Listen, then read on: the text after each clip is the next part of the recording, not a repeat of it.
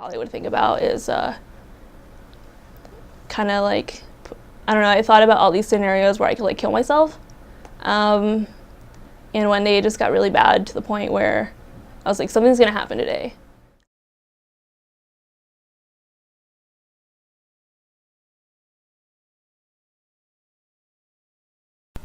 Kass Rosales is just one person of the approximately 30% of college students who are severely depressed, according to the National Institute of Mental Health. But although she knows she's not alone in her struggle against depression on campus, she often feels that way. About 2/3 of people struggling with depression either don't receive or don't seek proper treatment. To do so would mean they have to acknowledge what they're battling. Well, I concluded a long time ago that insanity which is what people think of when they think of mental illness. It's scarier than death, because when you die, you know, okay, everything's going to stop, and then you may have beliefs about what happens after that, and okay, so at least you have some idea what's going on. Mental illness, you have no clue what that is.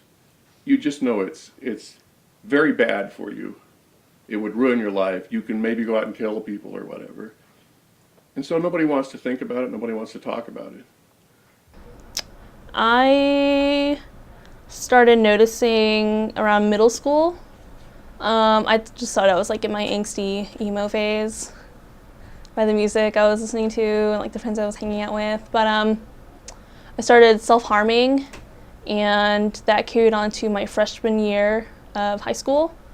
And I'd always blame it on like soccer or volleyball or art, or I guess it depended on like what I used to harm myself. I used razor blades, anything sharp really. I used erasers, like eraser burns. So I usually blame that on like the turf, or just, I don't know, I hid it really well. And my parents found out, so they didn't send me, but they got me help, I guess. I saw a therapist for a while, and I was under medication, so for a little bit.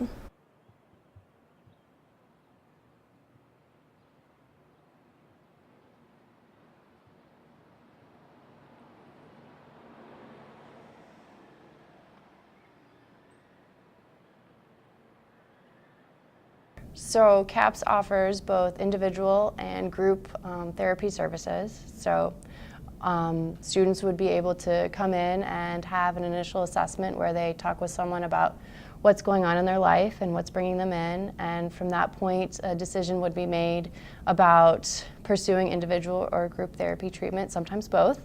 Additionally, we also have triage services, which means that if a student needs to be seen that day, they can be seen that day, and decisions are made accordingly in terms of follow-up treatment, and sometimes that results in transitioning into individual services, and sometimes that results to identifying other offices that might also be able to help with whatever's bringing the client in. Let's see, it happened in November. It was just like my lowest point. Like all I would think about is kind of like, I don't know, I thought about all these scenarios where I could like kill myself. And one day it just got really bad to the point where I was like, something's gonna happen today.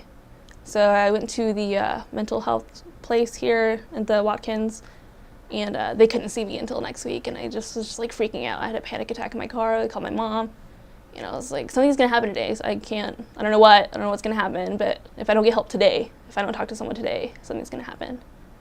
So my mom was just like, go to the hospital, go to the ER. So basically what would happen is to make an appointment at CAPS, students either come in physically or they'll make a phone call, and the people that are answering the phone are asking about what's going on for the clients, and in terms of would they want to make an appointment.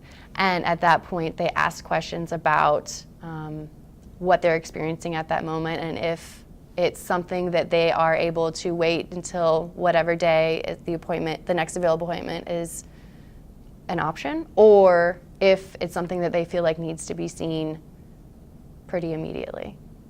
And the student would have to be the one that says, hey, I want to see you guys immediately?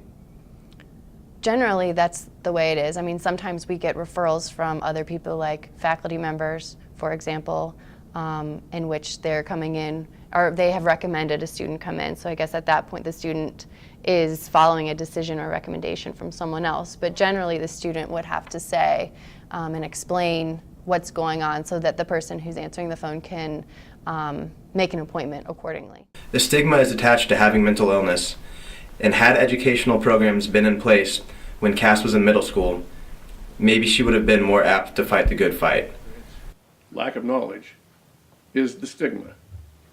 And until you can end the stigma, you can't make any changes and make things better. And the way to end stigma is in the ignorance. And when the ignorance goes, the fear goes. And then you get support. So public education to me is the way to do all that.